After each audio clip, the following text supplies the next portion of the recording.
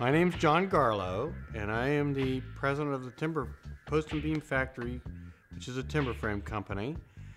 And we've been in business doing that, selling kit homes, pre-cut timber frame homes for 30 years. This year is the first year we've started Ecostructures, LLC, which is our focus is going to be on building modular, off-the-grid or zero-energy type green houses.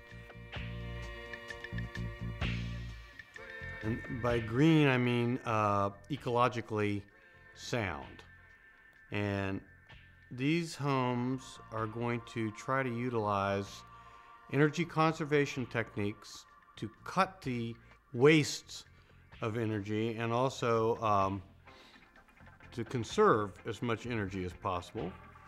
And they're also going to use green materials, which will create a more healthy interior environment and create less of a carbon footprint in the environment, such as sustainably harvested wood or recycled material or any material that is recycled. And in addition, we are going to incorporate the latest technology in terms of energy producing. Renewable energy is what they call it, like solar photovoltaics, solar hot water, wind energy, geothermal linked air conditioning. In the process of designing the house, we designed the heating and cooling to use the least possible energy and to fit in with the solar. For instance, solar hot water is pretty easy to get. You can get it all year round. You can use it all year round. We're going to use solar heated radiant heat in the whole floors of these houses. In this particular house, the solar hot water system, the more water I have in the house, the more of a thermal mass, more of a flywheel effect that I have with this house. Any solar heat that enters this house, any solar heat that hits the skin of this house is going to be sucked up and used in some way or another. And same with the wind. Any wind that blows across this house, we're going to try to use that also to power our electricity needs. I just got the idea, I'd never seen anybody do this before, to put this kind of black pipe right underneath these metal shingles. And the reasoning is that my hot water reservoir is right over there in the third floor, and I can use a pump it up through this roof and back down in there whenever the roof gets hot. And you're making, in a sense, it helps to cool the roof in the summertime, but it also gives me my hot water. It's almost what they call building integrated solar collector. You can't really tell that there's hot water in this roof from the outside, but it's there.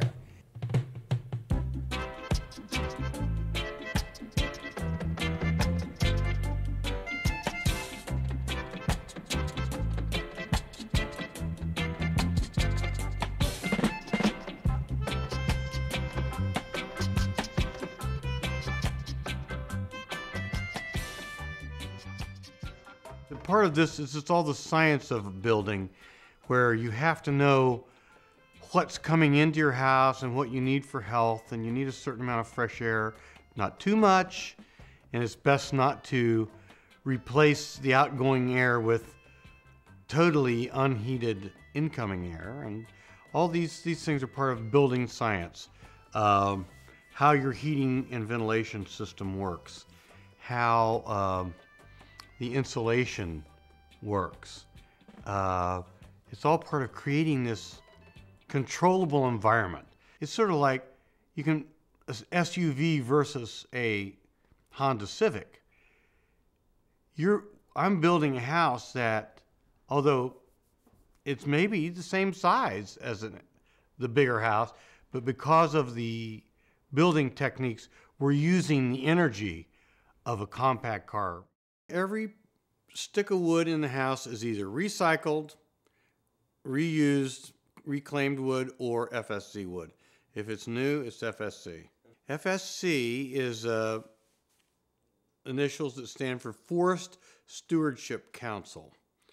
And it is a group that was established by the United States Green Building Council, which was set up in the early 90s or mid 90s. And it's a public-private partnership, and they have made an attempt to set standards for what is a green building technique. It's a house now. We can go in there. Needs a few little windows and doors and stuff. Pretty good. I think that this could cut back, way back on the energy required for shelter, and could create a comfortable living space that you feel good about living in.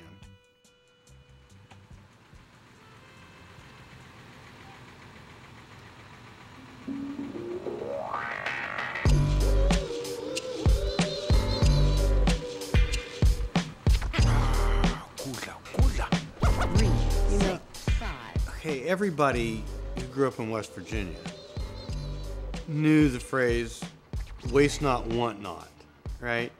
And my grandmother, she had a phrase which was, eat it up, wear it out, make do or do without. And, you know, this kind of West Virginia mentality has always been present in our family. My mentor, or the instigator behind a lot of this stuff, is my younger brother, Charlie, who is a big environmentalist and always has been. He was called Mr. Energy in Time magazine when he was working for Ralph Nader, because that was his focus, energy. I'm Charlie Garlow. I have a day job working for the federal government, United States Environmental Protection Agency. I'm a clean air enforcement attorney. That means I sue polluters who violated the law. So you can call me a prosecutor, if you will. And I enjoy my job. It's great to be involved in these issues. I'm personally interested in making the air cleaner and the world a better place. Well, John is a guy who's interested in quality. He's always had a way of talking about, if this is not done right, I'm going to rip it out and do it again the right way, which a lot of people would be tempted to just, you know, plaster it over, that sort of thing. He's always been interested in super insulation to try to save people money and save the earth because of the environmental impact that comes from wasting energy. And he's always been interested in affordable homes.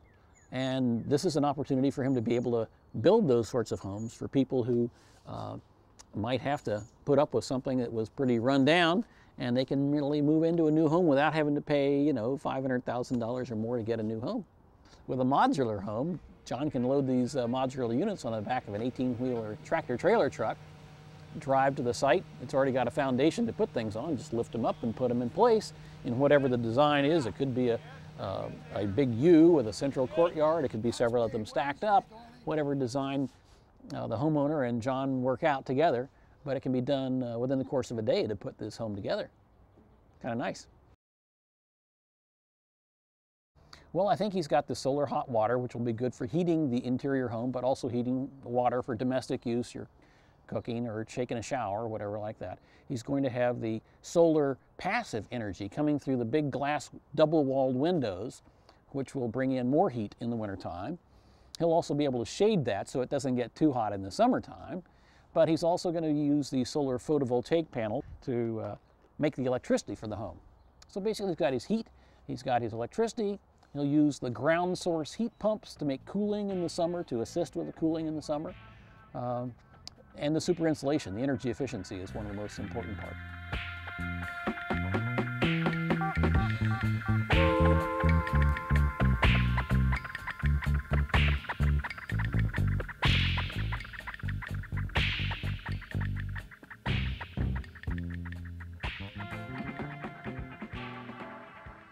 Yeah, we just put the 3 units, one on top of the other.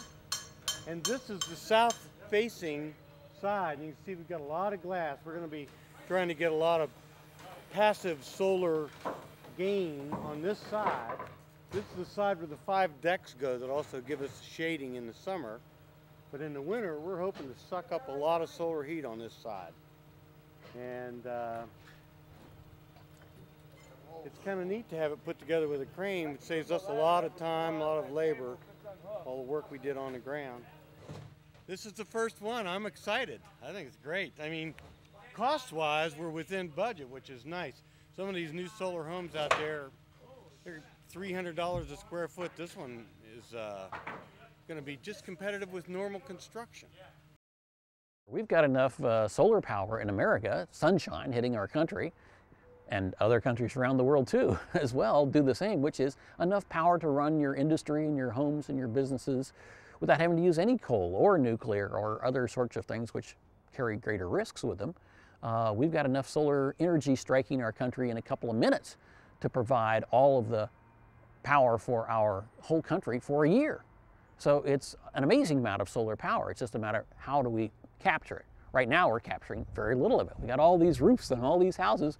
None of them have any solar panels. And we are, in a country like ours, the Saudi Arabia of wind, they say. We got enough wind power from the Dakotas down to Texas, Kansas. Remember Dorothy and the Wizard of Oz? You know, we got plenty of wind out there. And we even have wind in the mountains of West Virginia and other places as well, at good strength, so that you can convert that into electrical power at a cost-effective basis. Something that goes along with this house is to figure out ways to keep from using any more electricity than you really have to, right? And so I've gone with everything that I could think of energy saving in this house, but I want to see and log how much electricity I'm using to see. There's a group out there called the 2,500 or 2,000 watt society, and they're trying to get people into lifestyles that only use 2,000 watts, 2 kW of electricity a day. Wow. In this country, the average use per person is 12,000 kilowatts a day. In Europe, 6,000 kilowatts a day. In Bangladesh, 350 watts a day. The energy efficiency stuff is really where I started out with this, and the dealing with the windows and the exterior shell to make the house itself need very little heating or cooling. That was the whole concept. Be conservative, and then what little energy I was thinking I'm going to need in here, and certain things have been, you know, a little bit of expensive learning lessons, you know, in this house. But it's going to take me a while to get used to it, I think. I'm going to live in it. I'm happy with that, because it's like living in your own little petri dish. You know, you got to see if everything is working out here. If I can help people be in a nice house that is also a little bit easier on the environment, I think that would be my goal. And I like to provide good housing for people, but I also want to be a responsible part of the planet.